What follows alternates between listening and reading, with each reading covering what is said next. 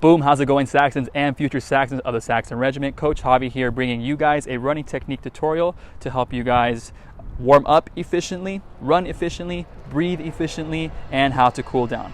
Let's get into it. So you guys are going to want to start by doing some kind of warm-up before your actual running workout. Some of you guys might be starting your run after sleeping. Some of you guys might be starting your run after staying seated for a long time, and that's going to have your muscles really cold, really tense, and really tight. So it's important to do the warm-up as to avoid injury, and otherwise it's going to make your first mile or two just entirely cold, very unpleasant. To begin your warm-up, I recommend a quick jog to a certain point and back, lasting anywhere between 30 seconds to a minute, just to start off getting your body to move. Next, we're going to start off by really getting our upper body loosened up and warmed up. We're going to begin with some arm circles, first going in a forward direction.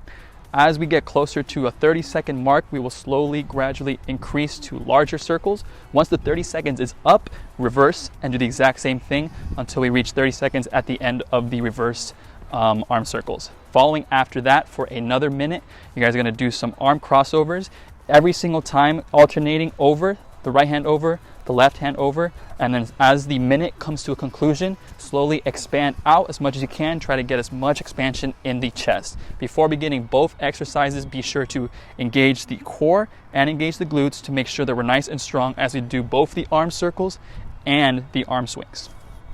Okay, so moving on to the lower body, we're going to begin with some leg swings that we'll use to lunge into a lunge dynamic pigeon stretch. Since we march with our left foot first, we'll begin with our left leg first.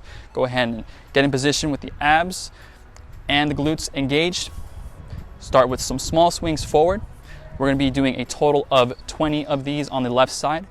If you have trouble balancing, you can grab onto a car, grab onto a pole, a fence, anything goes to get the balance going. Use your arms as well to get a little twist in the spine. We're going to gradually get into some longer and bigger swings. Whether I'm on 20 reps or not, I'm not sure. We're going to lunge into the dynamic pigeon stretch right here, the last one. Place your hands on opposing ends of the leg that's in the front position. What we're going to do is we're going to bring our knee down to the ground and then back up, also making use of the mobility in the ankles. Going nice and slow if you need to. Get that hip warmed up. Once we complete 10 reps of this movement right here, we're going to stand back up, perform another 20 reps of the leg swings on the right leg, and another 10 reps on the lunge dynamic pigeon stretch. Next, we're going to move on to a static hamstring and calf stretch. To begin, we're going to take about a half step forward. Okay, we're going to point the toe up as much as we can, and we're going to start bending at the hips forward. It's all right if the right leg, for example, right here, bends a bit, and we're going to slowly reach down into it until we start feeling the stretch right here in the hamstring, and then the connection right here down into the calf. Okay, put your arms out towards your toes if you want to, and we're going to be holding this for about 30 seconds. Once you complete the 30 seconds, come back up, half step forward, toes bent forward, hip bent. Bend this leg right here, and repeat again 30 seconds on the other side. Lastly, to finish off, we're going to be doing a dynamic exercise. It's going to be the jump squat. We're going to be doing a total of 10 reps. So we're going to get in position right here. We're going to have our feet a little bit past shoulder width. Okay, we're going to point our toes around 15 to 30 degrees outward. Okay, the motion is going to be followed with a hip going back. We're going to have our spine nice and neutral, and your knees are going to follow the trajectory that your feet are pointing out towards. Okay, your hands are going to be either forward, crossed, be at horns up, whatever's comfortable for you. We're going to slowly descend down at the hips. We're going to do it right here on the side. Let me adjust this real quick. Okay, we're going to descend slowly down. Going to keep our spine nice and neutral. Once we hit a point where our thighs are going to be parallel or even slightly below parallel with the deck, we're going to be exploding up and engaging all of our muscles forward, and hands are going to be at the side. So all muscles engage. Go ahead and push up and catch yourself with the toes first. As you make impact on the ground, fall back into it and explode up. Be careful that you don't go way too far down, in which case your butt will wink down. Notice how my butt curls in towards the ground. I'm going to want to avoid that by just staying either parallel or just slightly below, avoiding the butt wink. Total of 10 reps. So now, using the exercises mentioned earlier, you guys should be nice and warmed up to perform your running workout. But just like good warm-up, there's also good running technique. In this next segment, we're going to go over proper running technique to help you guys run more smoothly and efficiently to maximize your distance and your speed. Let's get into it.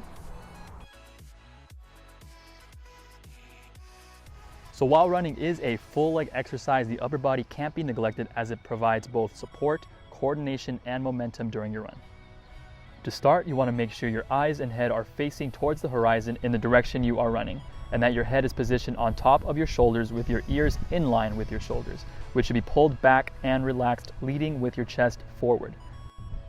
All too often, especially as we get fatigued, we might find ourselves looking down and at the ground in front of us, causing our head to lean forward, putting strain on the back. You also want to avoid tensing or raising of the shoulders, which is unnecessary energy exertion and reduces fluidity in the arms. As for the arms, starting with the elbows, you want to keep them nice and tucked close to the body.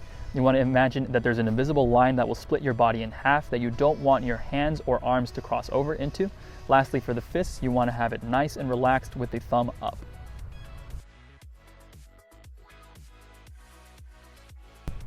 Beginning the lower body with the hips, you want to be driving them forward as you run. Imagine your hips as a sled that is being pulled forward by huskies in the snow, as opposed to you being the dog pulling the weight forward. Now, in terms of feet, the number one thing that you want to remember is where your feet land in appropriation with the rest of your body. Make sure your feet are landing either in the center or ball of your foot, but most importantly, underneath your center of mass as you transition onto the other leg, in which momentum of the push travels from your quads, hamstrings, and out through your glutes.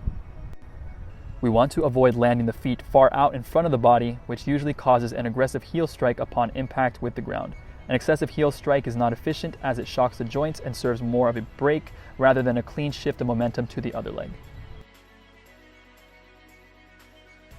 So now, breathing. I'm sure many of you guys remember at some point, at some time, that you've been told to breathe in through your nose and exhale through your mouth. Probably by me at some point. So breathing through your nose is still perfectly fine, especially if you're doing something light or if you're doing something really short distance. However, if you know you're going to be breathing hard, you're attempting a PR, or you're going for a really long distance, you're going to want to breathe entirely through the mouth. It's going to be able to maximize the amount of oxygen you can potentially bring into your lungs. However, more importantly than deciding whether to use your nose or your mouth when deciding to inhale is whether to use your diaphragm or your chest when you inhale. When you inhale with your chest, you have it more of a restriction on your lungs, but if you choose to incorporate your diaphragm as you inhale, you'll be able to intake much more oxygen into your muscles when you run. Lastly, and perhaps the most challenging, is controlling your breathing when you're doing your run. When running, you want to strive for either a 2-to-2 or a 3-to-2 ratio, meaning 2 or 3 steps you'll be inhaling, and then 2 steps you'll be exhaling. Whichever one is more comfortable for you. This is going to allow you to control your breathing, which will prevent hyperventilation and gasping during your run. Alright guys, so now we're going to talk about cooling down after you finish running. Immediately after your workout, you're going to want to ease into a nice slow walk or a slow jog to slowly bring your heart rate down. As tempting as it is, do your best to not sit down or lay down on the floor immediately after running to cool down.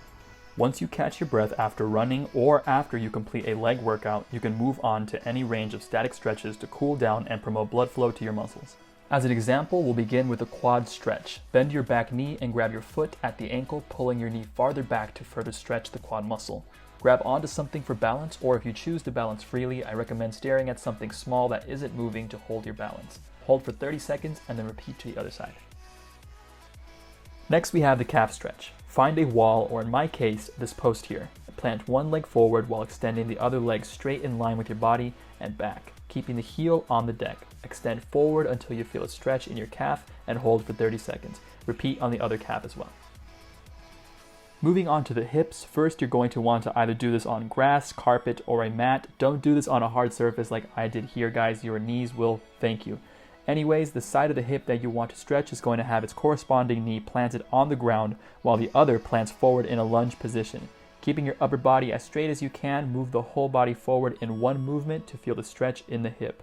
30 seconds, then rinse and repeat on the other side. Onto the hamstrings, we're going to start by sitting with one leg extended and the other leg bent in so that the sole of your foot rests against your mid-thigh. Reach toward your foot as you feel the stretch in your hamstring. If you find ease reaching your foot, bend forward to deepen the stretch. Once again, 30 seconds on and then switch.